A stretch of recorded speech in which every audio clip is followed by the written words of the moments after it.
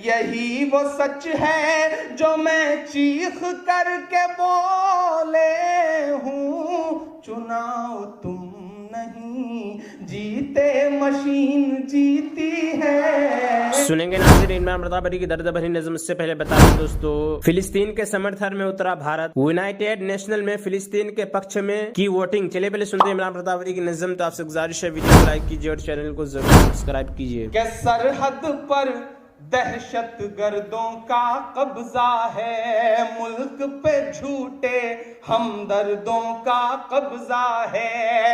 एक के बदले 10 सर की उम्मीद न रख। थोड़ा सा गुस्सा सिमट आया है इन पंक्तियों में, लेकिन आप संभाल लेंगे, पहुंचा देंगे दिल्ली तक। कि एक के बदले 10 सर की उम्मीद न रख, दिल्ली तुझ पर नामर्दों का कब्जा है। दिल्ली तुझ पर नामर्दों का कब्जा है। कि सूरज लहू लुहान पड़ा है चाहत का, साहिब रोशनदान की बातें करते हैं। साहिब रोशनदान की बातें करते हैं। एक कश्मीर संभाले नहीं संभलता है, और बलूचिस्तान की बातें करते हैं। और बलूचिस्तान की बातें करते हैं। और बलूचिस्तान की बातें करते हैं। और 4 पंक्तियां और पढ़ता हूं। अच्छा, दोनों माइक एक जगह कर दिया जाए। मैं तो चाह रहा हूं कि देश की तमाम पार्टियों को एक जगह कर दिया जाए ताकि चीजें बदल सकें, जिसकी कोशिश आदरणीय लालू जी कर रहे हैं। कि भारत मां की आंख के तारे कहां गए, आरएसएस के राज दुलारे कहां गए। भारत मां की आंख के तारे कहां गए, आरएसएस के राज दुलारे कहां गए। अच्छे दिनों की तरह उन्हें भी खोज रहा, कोई बताए अन्ना हजारे कहां गए। कोई बताए अन्ना हजारे कहां गए। कोई बताए अन्ना हजारे कहां गए। बहुत सारे मुद्दे हैं, बहुत सारी दुश्वारियां हैं, बहुत सारी दिक्कतें हैं, लेकिन मायूस होने से काम नहीं चलेगा। सर झुका लेने से काम नहीं चलेगा। समझते हुए लड़ना पड़ेगा, क्योंकि जो वक्त को नहीं समझते, वक्त उनसे बहुत बुरा इम्तिहान लेता है। जिन अंग्रेजों की हुकूमत में कभी सूरज नहीं डूबता था, वो वक्त की नजाकत नहीं समझ सके, तो आज उनके राजाओं के कपड़े बैंड बाजे वाले पहनते हैं। वक्त की नजाकत को समझते हुए चीजों को आगे बढ़ना है। हर तरफ से साम दाम दंड भेद, हर तरह की चीजें अपना करके दुश्मन पूरी धूर्तता के साथ आपके सामने खड़ा है। धीरे धीरे अब ये बात कह रहा है कि इन फासिस्ट ताकतों के खिलाफ अगर सच में कोई लड़ाई बड़े पैमाने पर लड़ सकता है, पूरे देश को एकजुट कर सकता है, तो वह एकमात्र उम्मीद की आखिरी किरण लालू जी हैं। और इस देश को समझना पड़ेगा। मैं शायर हूं, मैं किसी सियासी पार्टी से मेरा कोई लेना देना नहीं है, लेकिन मैं अपनी जिम्मेदारियां समझते हुए यहाँ पर खड़ा हूं, क्योंकि हम शायरों की जिम्मेदारी है कि आईना दिखाएं वक्त को। मैं आईना हूं, दिखाऊं। लोग बैठे हैं, तमाम समाजों के लोग बैठे हैं। जरूरत आन पड़ी है कि एक जगह खड़े होइए, क्योंकि आप जब विकास और डेवलपमेंट करने की कोशिशें करेंगे तो वो आपके सामने कहीं ना कहीं सांप्रदायिकता ला करके खड़ी कर देंगे। आप उससे भी उबरने की कोशिश जाएंगे कि आपको लगेगा कि ये तो कभी हुआ ही नहीं था, ये कैसे हो रहा है। उससे भी आप लड़ लेंगे तो वह एक जो मशीन नई सी आई है साहब, ईवीएम, वो ईवीएम ना होकर के एवरी वोट फॉर मोदी हो गई है। ऐसे में आप उससे कैसे लड़ पाएंगे। इसलिए सबको एकजुट होकर के इस समय खड़े होने की जरूरत है। सारी ताकतें जो भी सेकुलर फोर्सेज हैं वो एक साथ खड़ी हों। मैं 4 पंक्तियां पढ़ता हूं।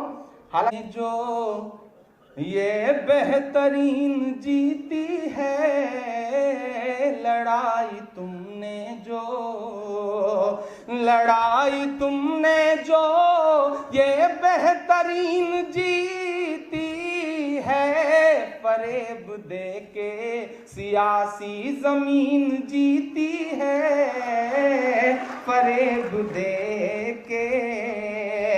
यही वो सच है जो मैं चीख करके बोल बोले हूँ, यही वो सच है, यही वो सच है जो मैं चीख करके बोले हूँ। चुनाव तुम नहीं जीते, मशीन जीती है, चुनाव तुम नहीं।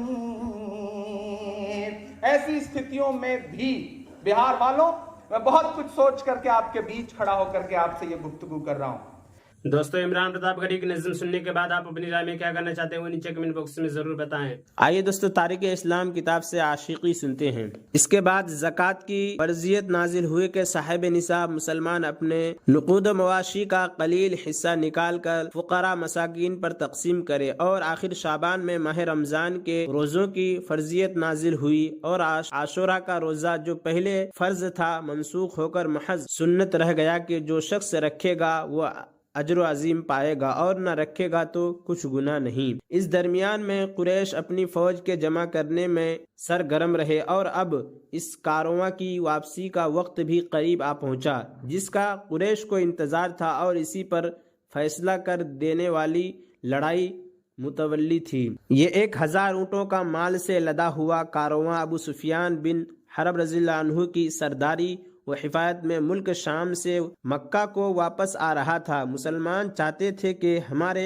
हाथ आए और अहले मदीना भी इस राय से मुत्तफिक थे। चुनांचे रमज़ान के मुबारक महीना में रसूल मकबूल सल्लल्लाहु अलैहि वसल्लम ने जब इसकी इत्तला पाई तो मुनादी करा दी और एहतमाम फरमा करके मुसलमानों की पूरी जमीयत से हमला किया जाए, मगर वक्त तंग था, अजलत की ज़रूरत थी, इसलिए फौरी हालत में सिर्फ पूरे 313 मुसलमान आपके साथ हुए, जिसमें सिर्फ ज़ुबैर बिन अव्वाम और मिक़दार बिन असवद के पास 2 घोड़े थे और सारे लश्कर में 70 ऊँट थे, जिन पर 2-2, 3-3 मुसलमान बारी बारी सवार हो जाते थे। हजरत ने अब्दुल्ला बिन उम्मे मक्तूम रज़ियल्लाहु अन्हु को पेश नमाज और मदीना पर खलीफा बनाकर लवा मुसअब बिन उमैर के हवाले की और मुहाजिरीन का निशान हज़रत अली रज़ियल्लाहु अन्हु को और अंसार का निशान हज़रत साद बिन मुआज़ के हाथ में देकर फौज कोच फरमाया। रोहा मकाम पर पहुंचकर अबू लबाला अब्दुल मंजर को वापस किया और बजाय हज़रत अब्दुल्ला के इनको मदीना का मुंतजिम फरमाया। सफरा के करीब पहुंचकर बदर की तरफ मदीना के करीब शाम के रास्ता पर एक गांव है, अबू सुफियान और उसकी तिजारती काफिला की खबर लाने को रवाना किया और आप आगे बढ़े।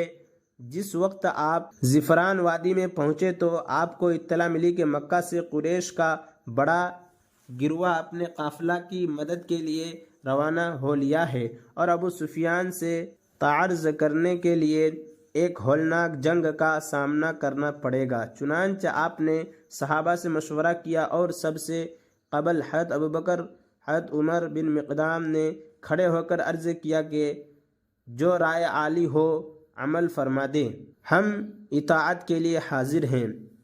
ज़िफ़रान से चलकर असाफिर और दब्बा होते हुए आपने बदर के मुत्तसिल क़याम फरमाया और हज़रत अली व ज़ुबैर व साद बिन अबी वक़ास वगैरह को बदर के कुएं पर तजस्सुस में रवाना फरमाया कि आप आने वाले लश्कर और काफ़िला का वहाँ पता चलेगा। ये हजरात कुएं पर पहुँचे तो कुरैश के 2 गुलाम असलम और अबू यसार उनको नज़र पड़ गए और उनको पकड़कर बारगाह रिसालत में पेश किया। उन्होंने साफ साफ पता दे दिया कि फ़लाँ फ़लाँ सरदार इन कुरैश एक जमात बड़ी जमात के साथ आ रहे हैं और बदर से बड़े बड़े टेले के करीब पहुंच गए हैं। इधर बस वादी रज़ियल्लाहु अन्हु काफिला को 9 टोह में कुएं पर पहुंचे और पता लाए कि कल या परसों अबू सुफियान यहाँ पहुँच लेगा। चुनांचे इसकी तला भी जनाब रसूलुल्लाह सल्लल्लाहु अलैहि वसल्लम को हुई और आपने जंग की तमन्ना में सहाबा से ये अल्फाज इरशाद फरमाया कि लो साहिबो, मक्का ने छांट छांट कर अपने जिगर कोशों को तुम्हारी तरफ भेज दिया। अबू सुफियान रज़ियल्लाहु अन्हु एक जहां दीदा और ज़ेरक शख्स था और इधर पेश बंदी के तौर पर मक्का में इत्तला भेज दी थी और इधर तिजारती काफिला से आगे मंजिल पर खुद पहुंचकर खबर लेता था कि मुसलमान कहाँ है। और इमरान प्रतापगढ़ी से जुड़ी खबरों और नज़मों के लिए हमारे इस चैनल को जरूर सब्सक्राइब करें। मिलते हैं किसी और वीडियो में ऐसे ही नई नज़म और नई खबरों के साथ। तो जब तक के लिए दीजिए मुझे इजाज़त और रखिए अपना ख्याल। आप देख रहे थे सुनहरे लफ्ज़ और मैं आपके साथ मोहम्मद ताक़िब। अस्सलामु अलैकुम रहमतुल्लाहि व बरकातुहू।